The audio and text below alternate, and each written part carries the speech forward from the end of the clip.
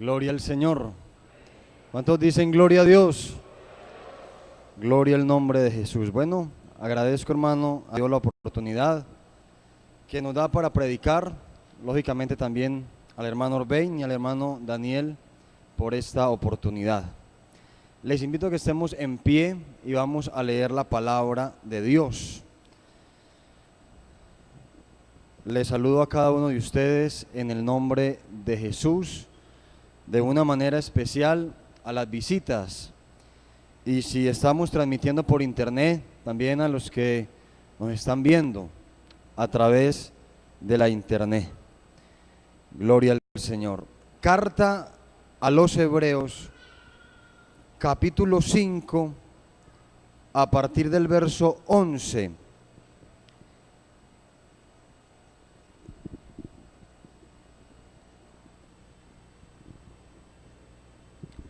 Carta universal de los Hebreos, a los Hebreos, capítulo 5, verso 11. Y vamos a leer hasta el capítulo 6, verso 3. Vamos a leer de la manera acostumbrada en el nombre del Señor Jesús. Dice: acerca de esto tenemos mucho que decir y difícil de explicar, por cuanto os habéis hecho tardos para oír. Porque debiendo ser ya maestros, después de tanto tiempo, tenéis necesidad de que se os vuelva a enseñar cuáles son los primeros rudimentos de las palabras de Dios, y habéis llegado a ser tales que tenéis necesidad de leche y no de alimento sólido. Y todo aquel que participa de la leche es inexperto en la palabra de justicia, porque es niño. Pero el alimento sólido es para los que han alcanzado madurez, para los que por el uso tienen los sentidos ejercitados en el discernimiento del bien y del mal. Por tanto, dejando ya los rudimentos de la doctrina de Cristo, vamos adelante a la perfección, no echando otra vez el fundamento del arrepentimiento de obras muertas, de la fe en Dios, de la doctrina de bautismos, de la imposición de manos, de la resurrección de los muertos y del juicio eterno. Y esto haremos si Dios en verdad lo permite. Amén. Vamos a orar cantando.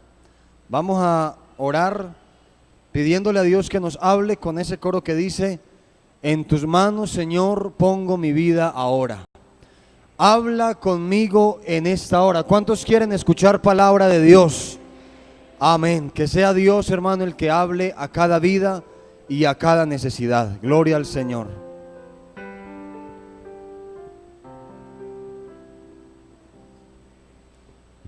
En tus manos, Señor, pongo mi vida ahora.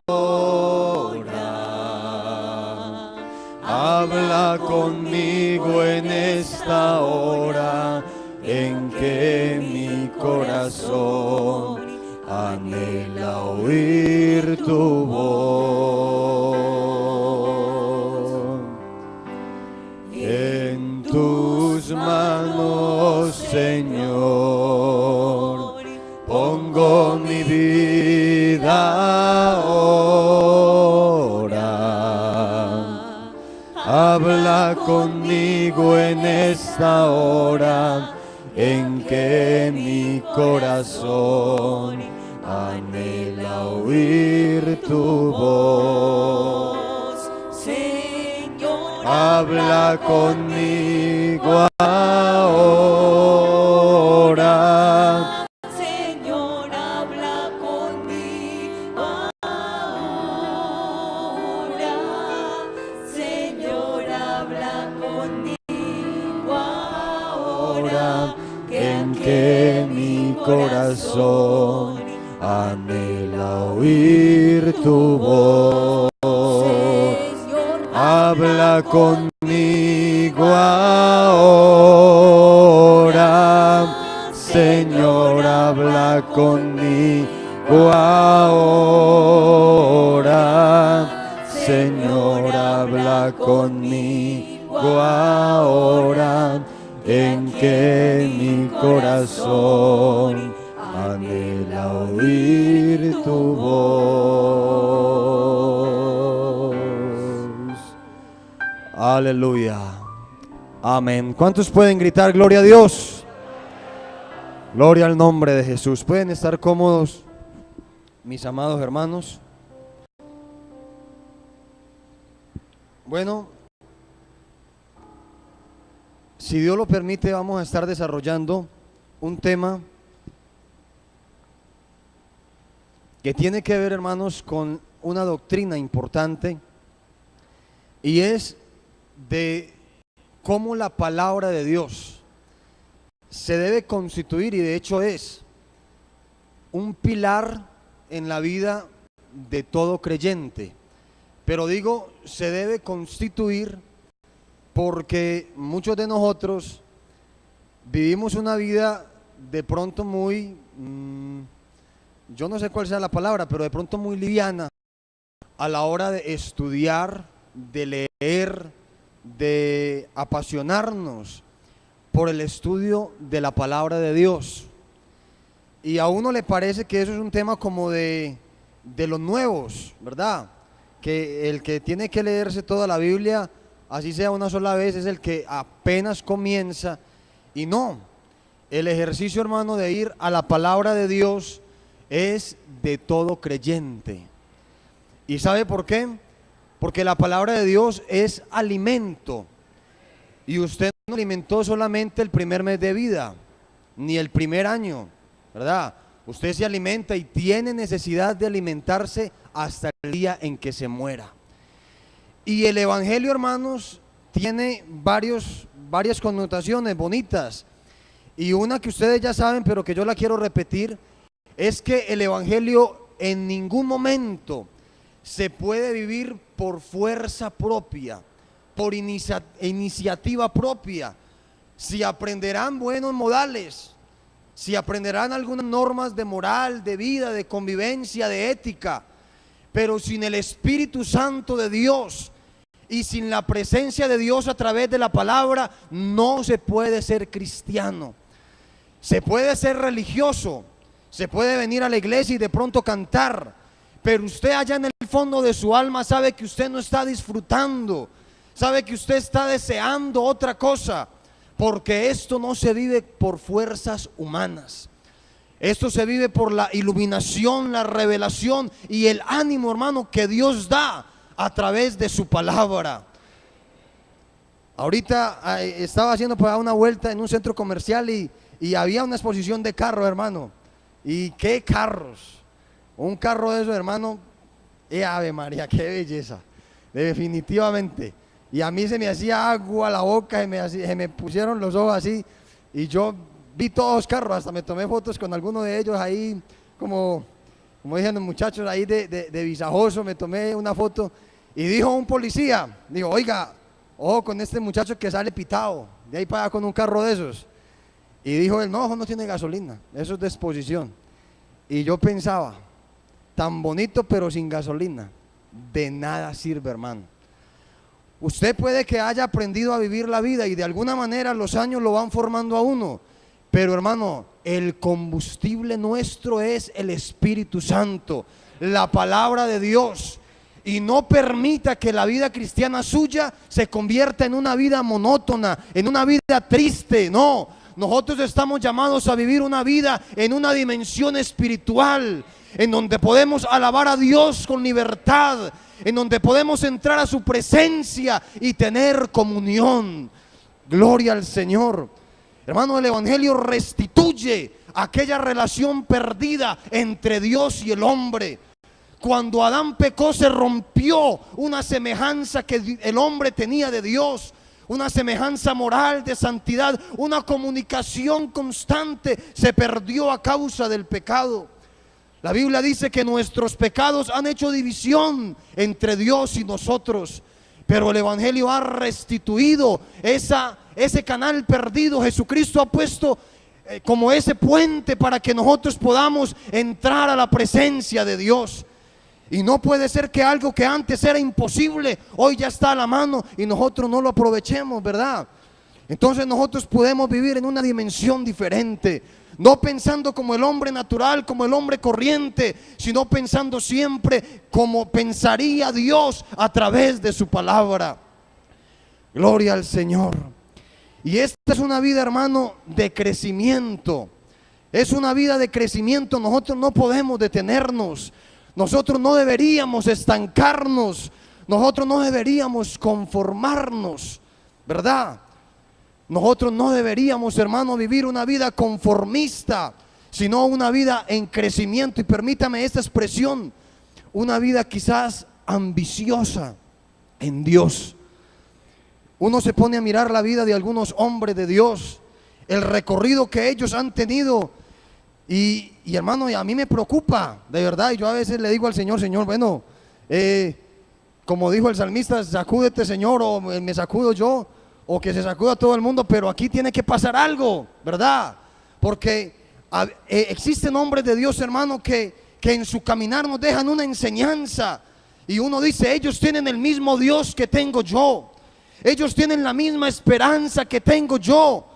Pero ellos, a la edad que yo tengo, ya habían sacado yo no sé cuántos demonios. Dios los había usado para sanar muchos enfermos. Dios los había usado para salvar a muchos perdidos. Habían predicado la palabra a muchas personas. Y yo me pregunto, ¿será que el Dios de ellos es un Dios diferente al mío? No, hermano. Y Dios tiene un propósito especial con cada cual que llama a la iglesia. Porque una cosa es el llamamiento a un ministerio especial, y otra cosa es que si tú eres cristiano, donde quiera que vayas debes de ser luz. Y la luz se distingue en las tinieblas.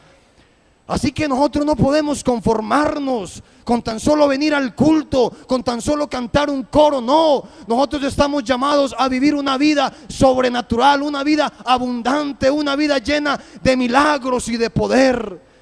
Y uno se mete en problemas, porque si usted lo asimila, porque si usted lo analiza, usted no puede pasar desapercibido. Porque claro, hermano, está de pronto el episodio en el que puede haber una muerte, y el uno solamente quiere chismosear, y el otro solamente quiere como mirar a ver qué pasa. El otro le da miedo, el otro llama al policía, pero usted sabe que usted puede reprender esos espíritus de muerte, esa violencia que hay ahí en ese momento, en el nombre de Jesús, ¿verdad? Y hay alguien que está enfermo y está bien, usted puede colaborar y debe hacerlo para que vaya al médico, para que compre una pastilla, pero usted está también en la autoridad y casi en el deber de orar por esa persona, de imponer las manos y declarar sanidad en el nombre del Señor. Así que aunque estamos aquí, estamos invitados a vivir una vida por encima del sistema normal de las cosas, ¿verdad? Es una vida de crecimiento, es una vida que debe ir pasando etapas, barreras. Uno no puede quedarse toda la vida con los mismos problemas. Imagínese usted con el mismo problema de cuando entró al evangelio, con la misma tentación, con la misma inclinación.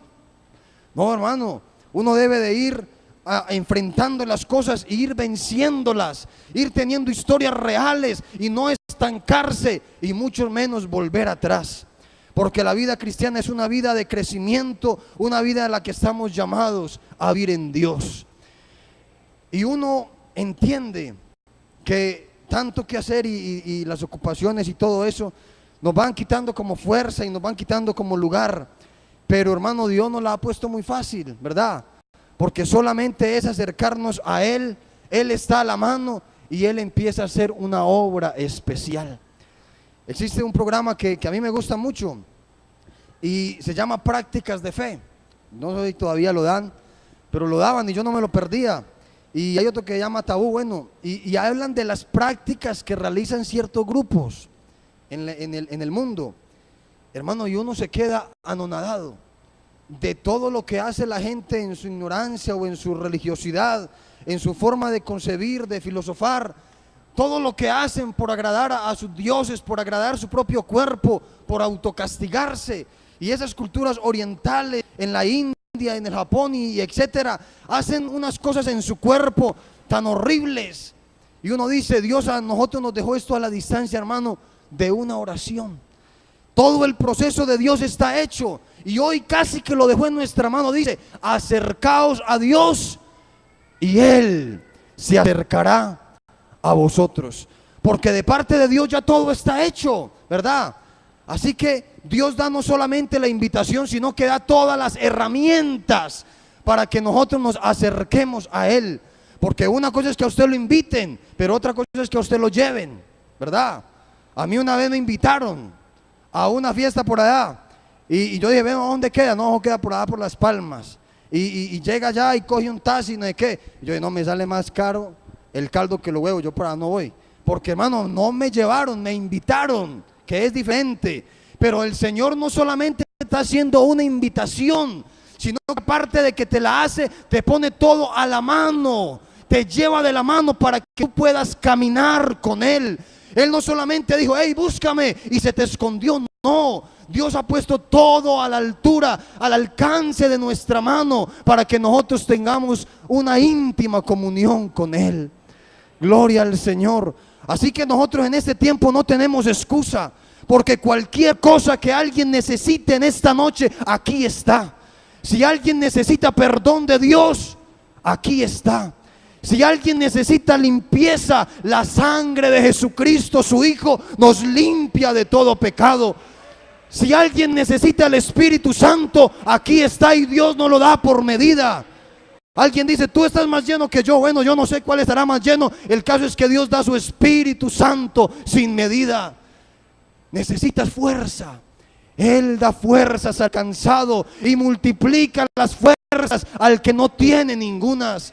Necesitas sabiduría. La Biblia dice, si alguno es falto de sabiduría, pídala a Dios, el cual la dará abundantemente y sin reproche. No hay nada, hermano, que en esta noche tú no necesites, que no lo tengas al alcance de la mano. Tienes perdón, tienes fuerza, restauración, poder de Dios, respuesta a esa petición que tienes. Todo lo tienes al alcance de la mano. Así que uno dice, hombre, esa gente clava un cuchillo, se clava un puñal, se van caminando ahí de rodillas y hacen mil cosas. Y el ejercicio es de aquí para allá, pero nunca ha consistido así, hermano. Dios no trabaja de aquí para allá, porque del hombre no puede salir nada bueno. La respuesta afirmativa del hombre es que cuando Dios habla, el hombre responda con fe a ese llamado de Dios. Y eso sí funciona. Abraham no hizo nada, ni se laceró, ni caminó sobre granos de maíz, ni se clavó un puñal, nada. Abraham solamente creyó a Dios. Creyó a Dios. Porque la religión enseña, y a mí me gusta repetir esto, la religión enseña lo que el hombre tiene que hacer para agradar a Dios. Lo que el hombre tiene que dejar de hacer o de no hacer para ir al cielo, al paraíso, no sé dónde. Pero el evangelio enseña lo que Él hizo para salvar a los hombres. La motivación no nace en que tú tienes que flagelarte, en que tú eres muy malo y tienes que este cuerpo crucificarlo. No, la motivación nace en que Él nos amó primero, en que Él dio el primer paso, en que Él está interesado en nosotros. Hermano, y eso es algo muy bonito, es algo muy grande, ¿verdad? Que Dios, el Dios eterno, se interese en mí. Eso es algo que a mí no me cabe en la cabeza. Y en una refán que teníamos en estos días, yo le decía a los muchachos, vea, ¿qué sueño más grande no tuviera un muchacho? Yo de vez en cuando voy a jugar baloncesto. A mí me gusta eso y en mis tiempos de más juventud era bueno. Me hacía una que otra canastica, era bueno para eso.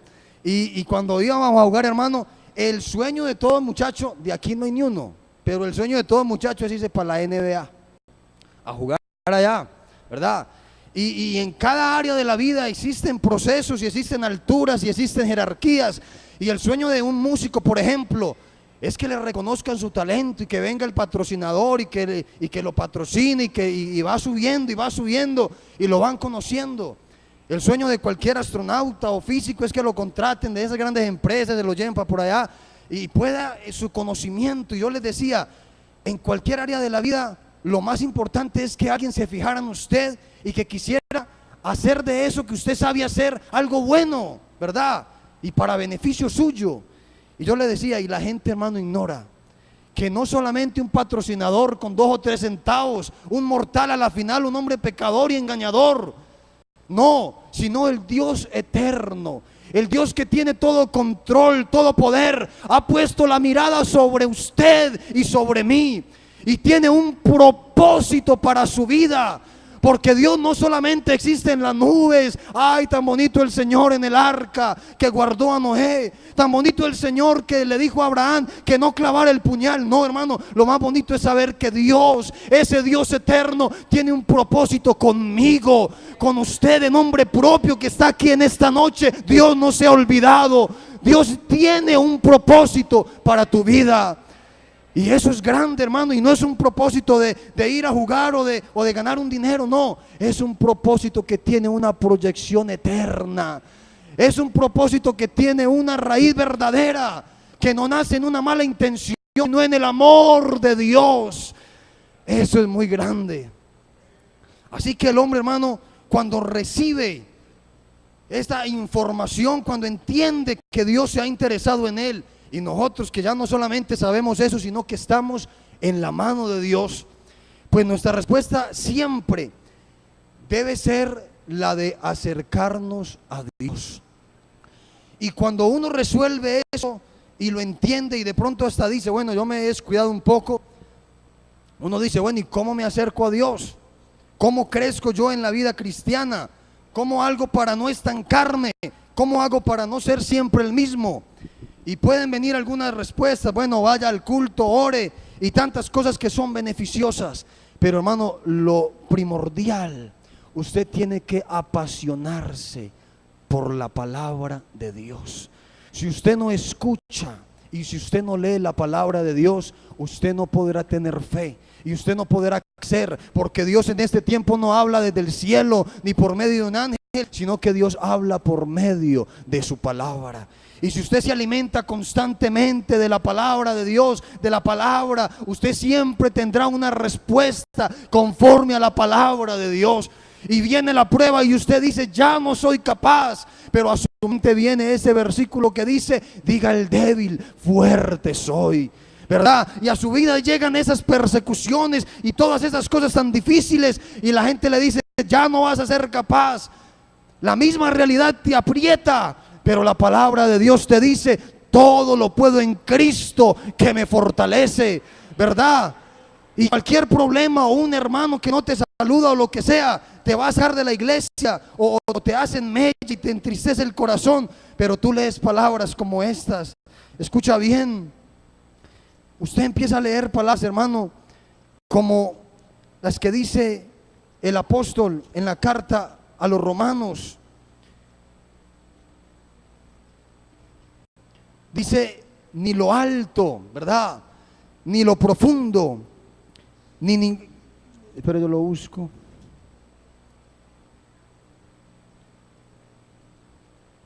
Dice,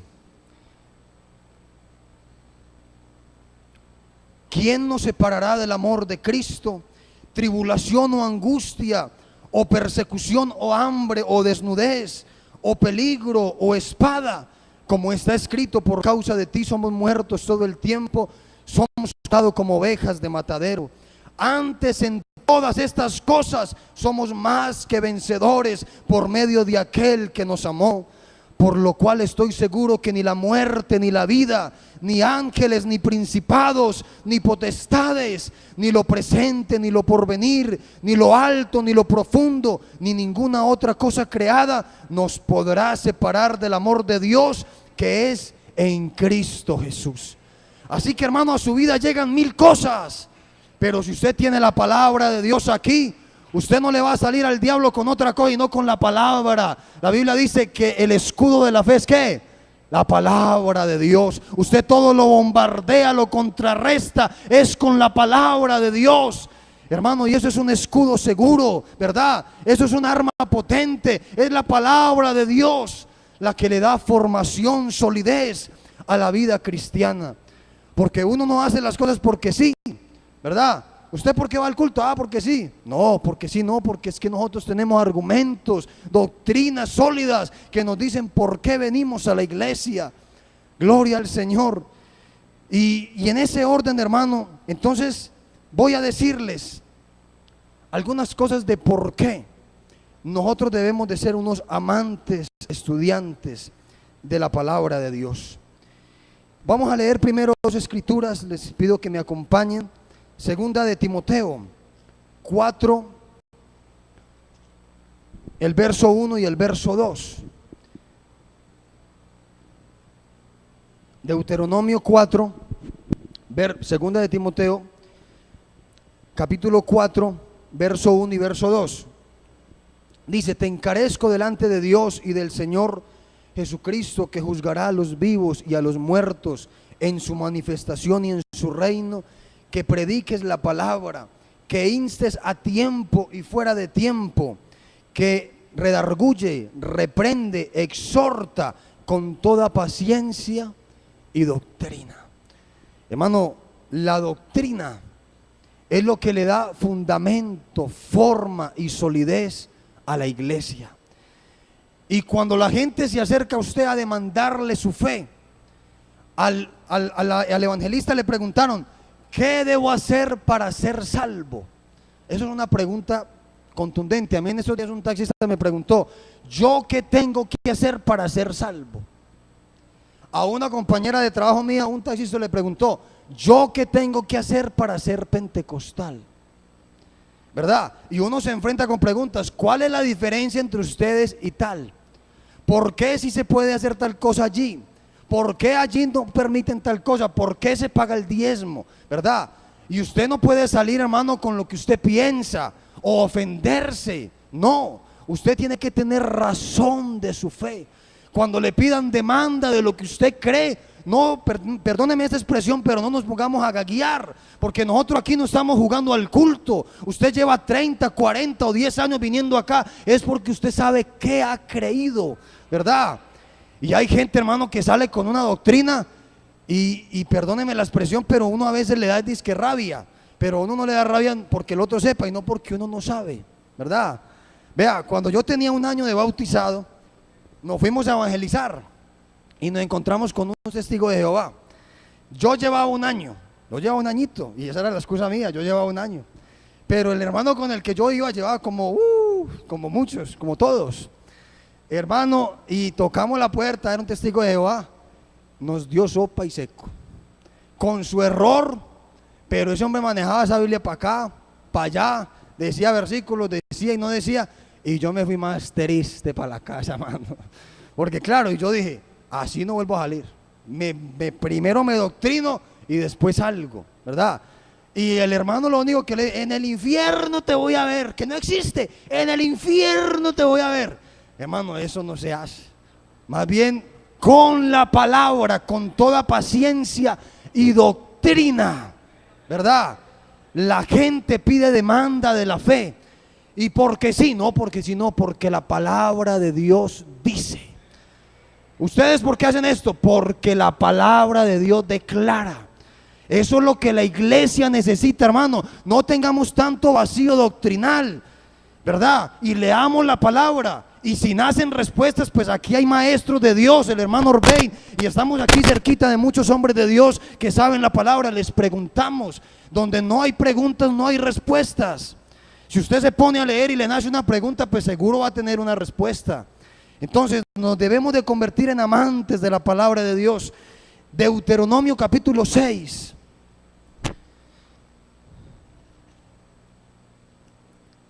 Versos 6 al 9.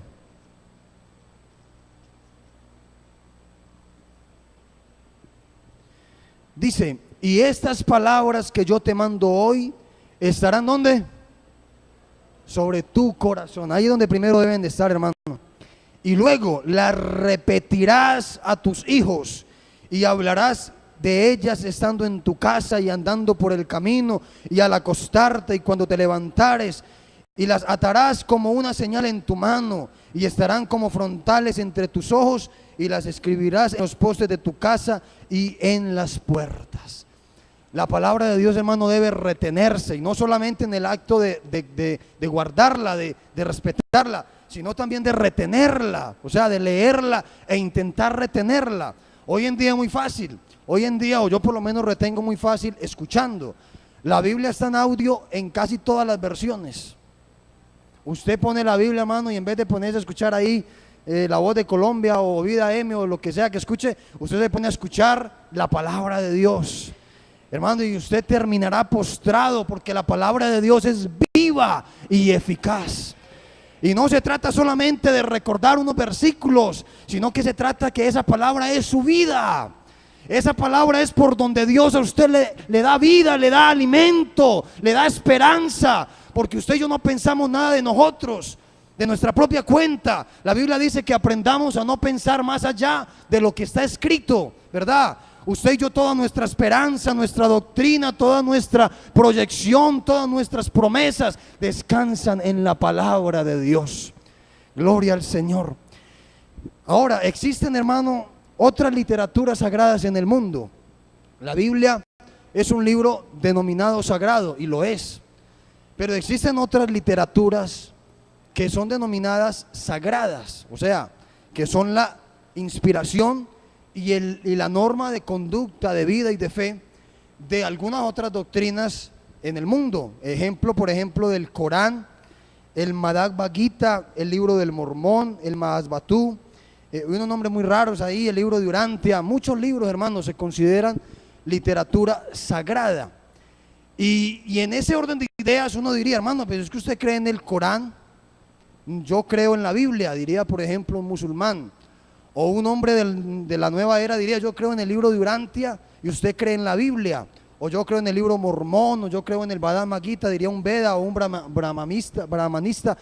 Pero con la Biblia hay una diferencia muy grande, y yo se la quiero decir, hermano. Todas las otras literaturas sagradas y libros de alguna manera muy valiosos que hay en el mundo tienen una particularidad, y es que fueron escritos por uno o máximo dos hombres. Y esa literatura es el producto del pensamiento de ellos. Así que es fácil que, por ejemplo, X hermano o X persona tenga una concepción teológica y filosófica de la vida y se encerró. Era un líder carismático y arrastraba masas, y a eso le mezclan política y le mezclan de todo, y tuvo una forma de concebir la vida y escribió algo y la gente le cree, ¿verdad? Y ese pensamiento con los años se va consignando como un texto sagrado. Pero fueron uno o dos personajes. Por ejemplo, el libro de Mormón, Joseph Smith fue el único que lo escribió, ¿verdad? Ahí no le metió la mano más nadie. El Corán, Mahoma y así. Pero con el caso, por ejemplo, de la Biblia misma declara que no vino por voluntad humana. Y no fueron ni uno ni dos. ¿Sabe cuántos hombres intervinieron en la operación, hermano, que Dios quiso en su propósito de escribir la palabra? Alrededor de 45 hombres. Eso ya es diferente. Y no fueron 45 hombres que se encerraron aquí, bueno, vamos a ver qué escribimos de Dios, bien bonito todos, ahí con buena letra. No, hermano, fue 45 hombres en 1500 años de historia. Eso no fueron 2 ni 3 años ni 20 como el Corán. Eso fueron 1500 años. Moisés no conoció a Pablo, Judas no conoció a Moisés, ni a Elías, ni a ninguno de ellos, hermano. David no conoció a los profetas de por allá, a Geo, a toda esa gente no se conoció. Así que para usted mezclar 1500 años, 45 hombres, eso ya es cosa seria. Pero a eso se le suma, hermano, el idioma. Vea, nosotros aquí tenemos problemas para hablar, y tenemos el mismo idioma, el mismo país, ¿verdad? Usted pide un perico en Cali, ¿qué le dan? Le dan 2 huevos fritos. Le dan 2 huevos fritos. Porque por allá no se llama perico, por allá se llama pintado, ¿verdad? Acá pide un pintado y no le dan nada prácticamente, porque eso no, por acá de eso no hay. Pero entonces, un pintado o un perico, aquí, hermano, 3 idiomas diferentes: griego, hebreo y arameo. Y en 3 continentes distintos: África, Asia y Europa.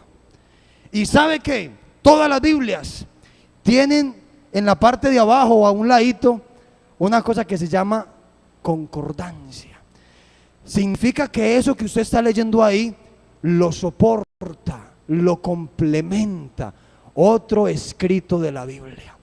Así que con todo el respeto, la Biblia dice, un momentico, a mí no me metan en esa lista de libros sagrados, porque yo no nací por voluntad humana, esto nació por el propósito divino de Dios, hermano.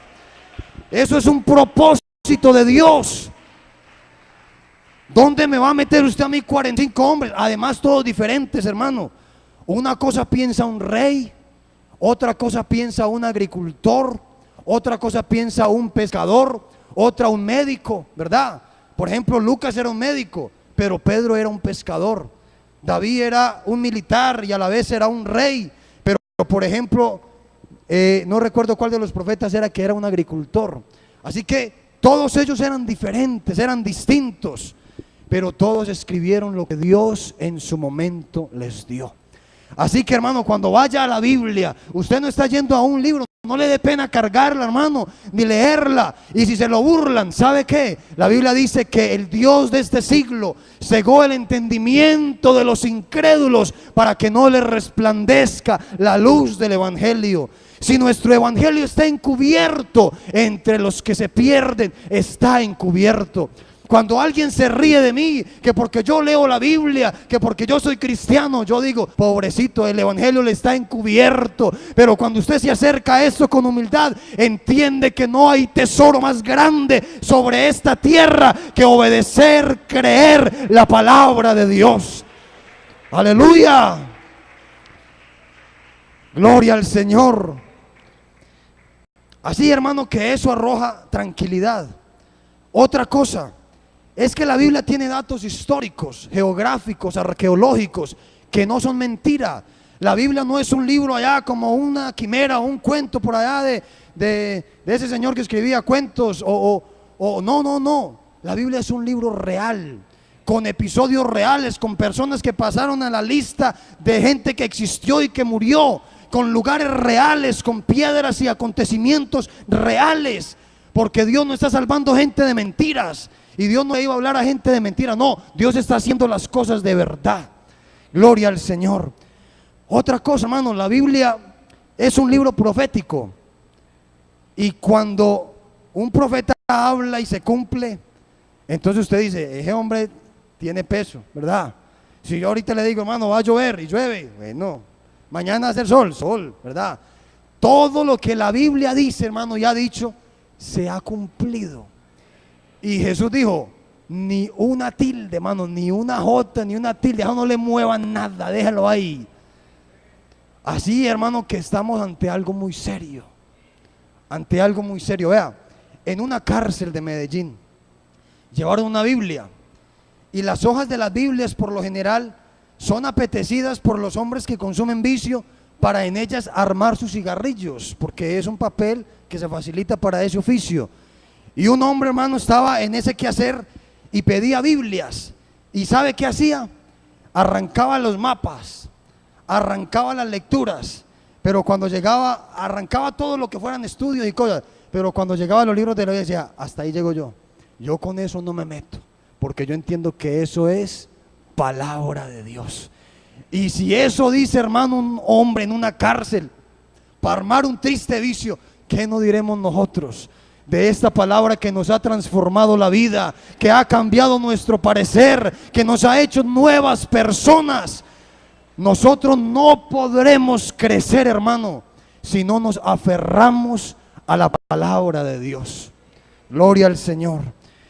Este libro que usted está viendo acá ha sobrevivido a la persecución más cruel.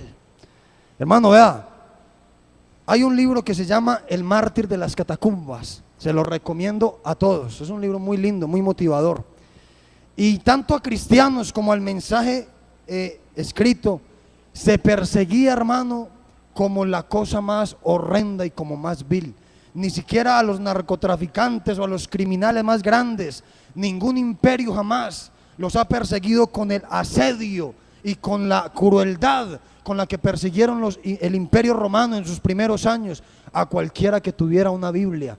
A él lo mataban y la Biblia la quemaban, porque Satanás no quería que eso saliera a la luz, porque él sabe que en esto consiste la vida de los hombres.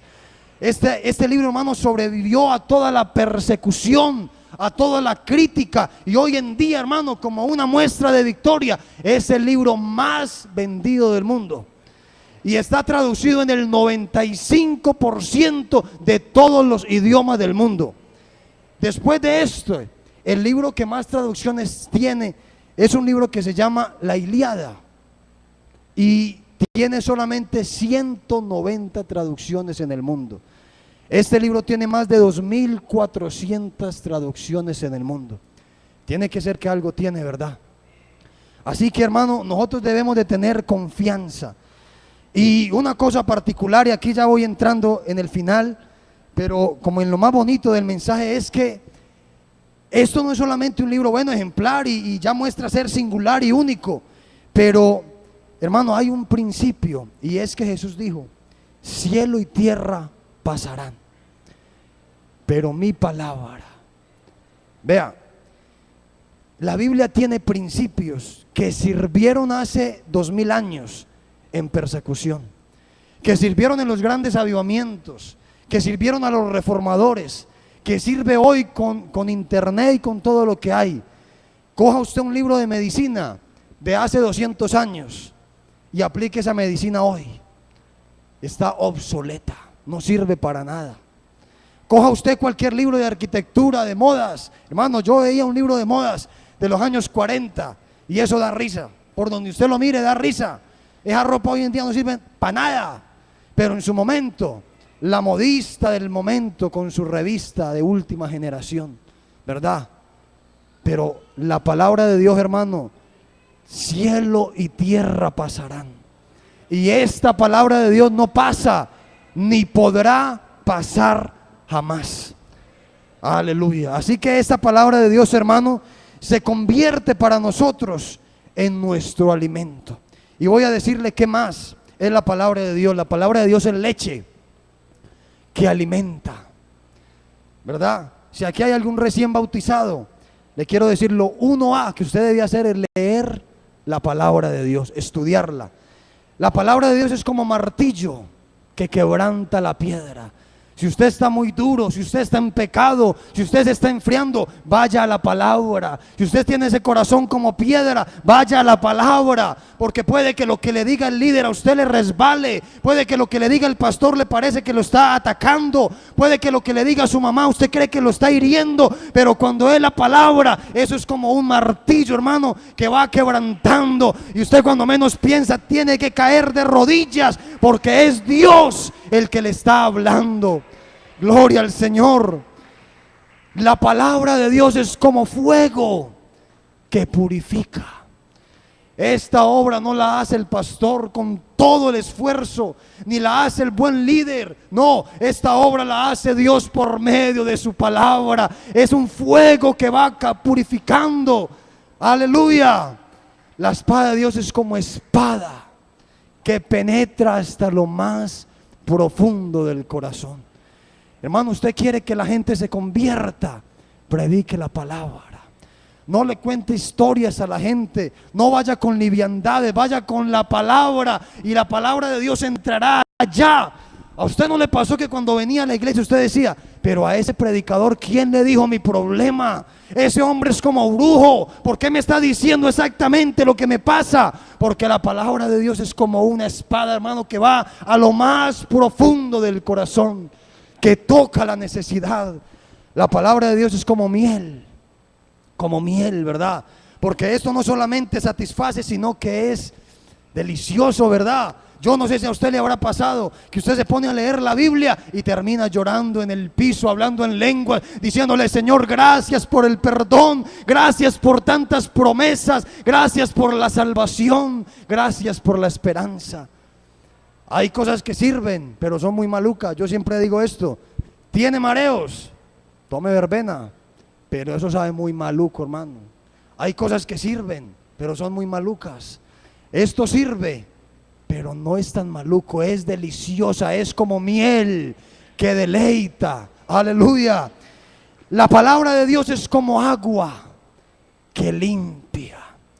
Jesús le dijo a los discípulos: vosotros ya estáis limpios por la palabra.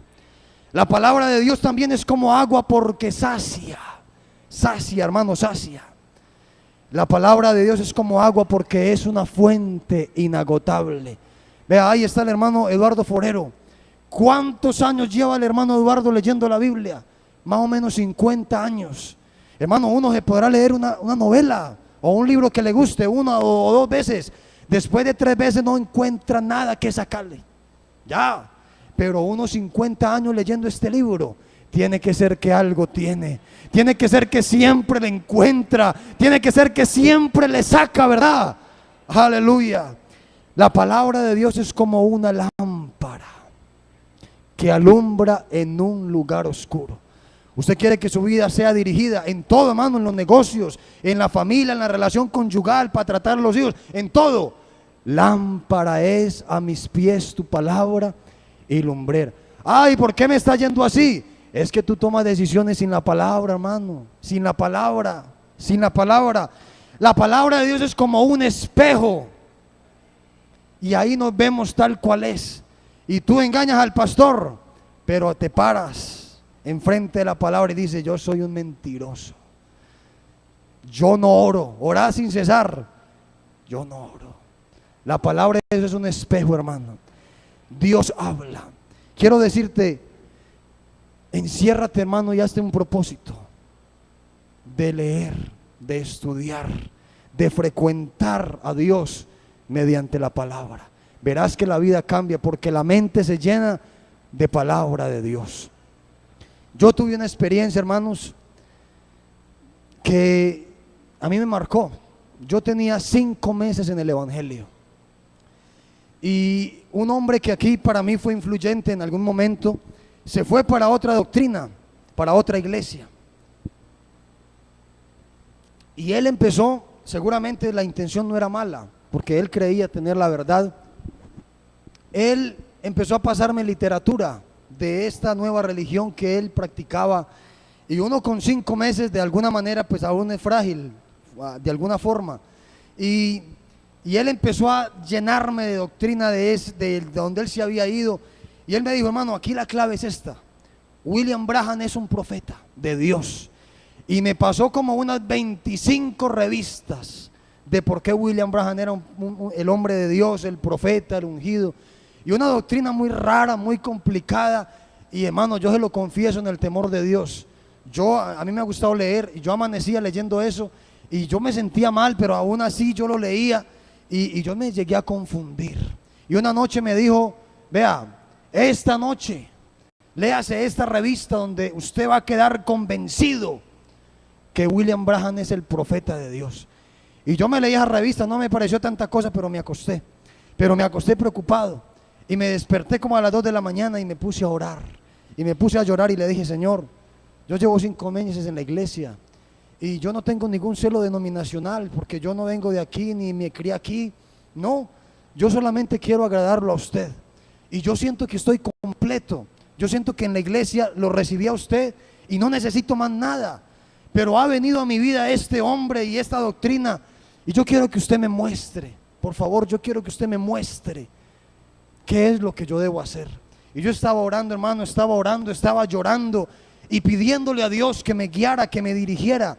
Y como algo celestial, como algo de Dios, yo estaba con la Biblia así y llorando, y sin querer la abrí simplemente como para apoyarme en ella, y mis ojos, que tenían lágrimas, se descargaron sobre esta lectura. Jeremías 14:14 dice de la siguiente manera. Jeremías 14:14 dijo: me dijo entonces Jehová, falsamente profetizan los profetas en mi nombre. No los envié, ni les mandé, ni les hablé. Visión mentirosa, adivinación, vanidad y engaño de su corazón os profetizan. ¿Quién hace eso, hermano? ¿Quién hace eso? Amén. Dios habla, hermano, pero no desde el cielo allá. Dios habla por su palabra. Dios habla por su palabra. Gloria al Señor. Voy a terminar diciéndole esto. Lo que hemos leído, hermanos, habla de una serie de doctrinas, las cuales el apóstol o el escritor dice que son rudimentos y que no deberíamos ya ni siquiera hablar de eso.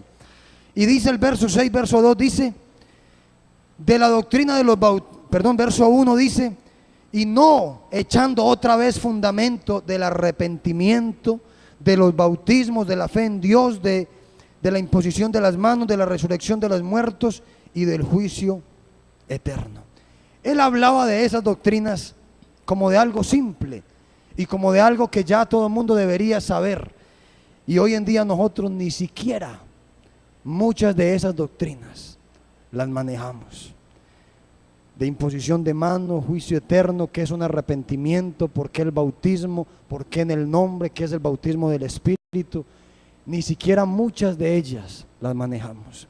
Y para él eran rudimentos que ya no debería de hablarse entre maestros.